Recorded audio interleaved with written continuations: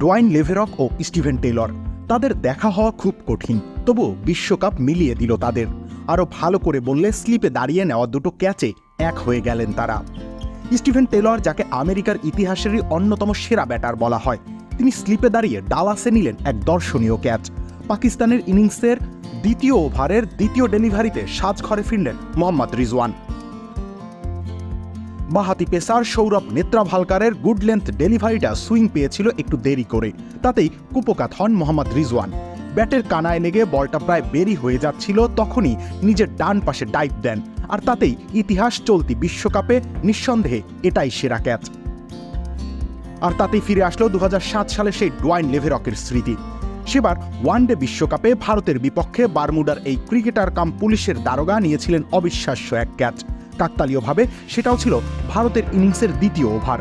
Batting প্রান্তে তখন রবিন উথাপ্পা, বারমুডার হয়ে বোলিংয়ে তখন মালাচি জোন্সের অফ স্টাম্পের বাইরের এক বল উথাপ্পার ব্যাটে লেগে বের হয়ে যাওয়ার সময় ঝাঁপ দেন 127 কেজি ওজনের লেভেরক। বাকিটা ইতিহাস। ক্রিকেটের ইতিহাসেই এমন দর্শনীয় দৃশ্য খুব কম রয়েছে। কে বলবে এই মানুষটার বয়স তখন 35, আর ফিটনেসের বালাই যে নেই তা তো বললেই চলে।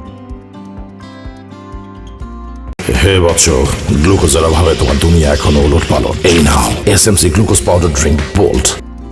বারমুডার সেই দিনটা ফেরত আনলো যুক্তরাষ্ট্র স্টিভেন টেলরের সৌজন্যে। আমেরিকার বুকে ফিরে আসলো 17 বছর আগের port of Spain. Rabiul Islam Roni, খেলা 71।